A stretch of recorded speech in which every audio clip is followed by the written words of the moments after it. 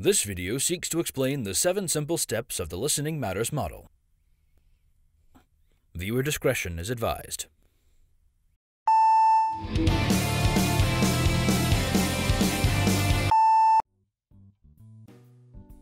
Mental stimulus. You see their lips moving. This step is the physiological act of hearing or beginning communication. You hear the sounds with your ears, you see the motions of their body, and you take in the context of the surroundings. Hearing means sound, but listening means all mental stimuli. We can listen with every way the body can communicate. Seeing their arms waving is listening. Observing the look on their face is listening. Feeling the hot coffee spilling over your new suit after they trip over their shoelace is listening. Well, maybe not that last one. Awareness. You see their lips moving, but what are they saying? What are they doing to communicate with you? The awareness is the intentionality of listening. You actively sort out the various stimuli of the interaction, the person speaking, their vernacular, or their nonverbal cues. This means being present in the conversation. Awareness involves intentionally taking in the stimuli and actively sorting it. This is as opposed to passively interacting. Awareness is the active process of sorting the cognitive load of mental stimuli that come flying at your head 24/7. If you are motivated to listen, you will catch those stimuli before they hit you, and if you aren't, they will bounce off your skull like rogue ladybugs that think your head is some kind of moving tree. Translation. You interpret what they're saying, based on your own knowledge of language, symbols, and the speaker. Your translation of the message's meaning comes on 2 fronts. Affective translation is the interpretation of emotional cues in an interaction. Empathy in listening plays a role in determining the context of the message. Does the person speaking seem sad or angry? Or are they just venting and didn't really mean that incredibly rude thing they just said? If a message needs to be objectively understood, meaning no emotions involved, we turn to rational translation. This process is the literal interpretation of words, symbols, grammar, phrasing, etc. Depending on the context, listening for emotions may be a more pressing matter than listening for information. Most of the time, however, it pays to be able to listen to both, as they both play a large role in the meaning of the message. What? There doesn't always have to be a joke. Evaluation.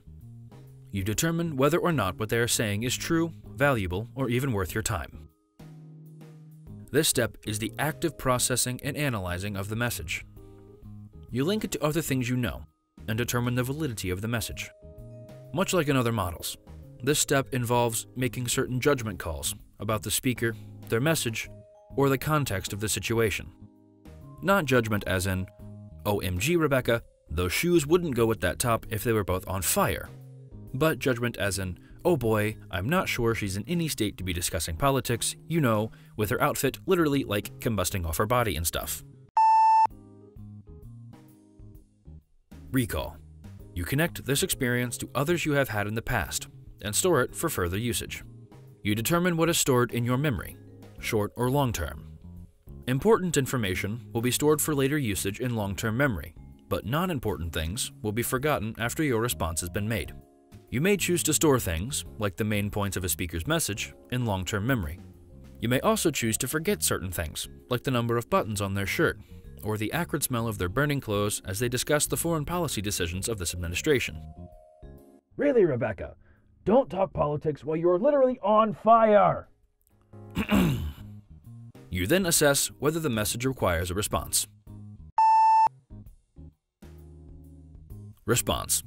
You respond to the speaker with verbal or nonverbal symbols. Your response is tied to your understanding of the topic, your level of familiarity with the speaker, and other factors. Your current response will also stem from your past responses in similar situations. For example, if you often have to console a grieving person, you may find your responses come more quickly and easily. Conversely, if you have never consoled anyone, you may find that words don't come easily at all. Sometimes, a response as simple as nodding after a question communicates all the feedback you need, say when a friend tells you it's snowing outside. Other times, a more detailed response is required.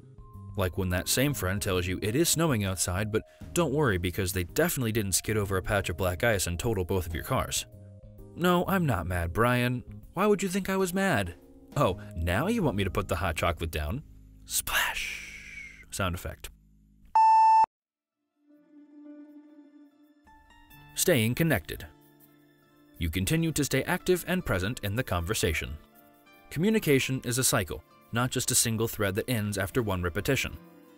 Each response leads to the other person's mental stimulation, which brings them down the loop to responding to you, which becomes your mental stimulus, and so on.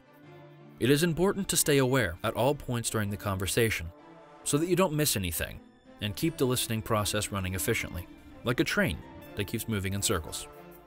Worst case is, if you miss something, it may derail the entire interaction, causing a fight that opens a rift between you both so large, it may never again be bridged by normal means of civilized communication, leading to a lifetime of pleading and resentment for your lack of communication skills, wishing you had been able to respond correctly when she asked you what you thought of her new coffee mug, but you'd seen it before and didn't think it was cool anymore, but you lied and said it was cool, but she resented you for lying and now your suit is covered in fresh, hot coffee and you won't speak again for 40 years. Again, worst case, you'll be fine. Maybe.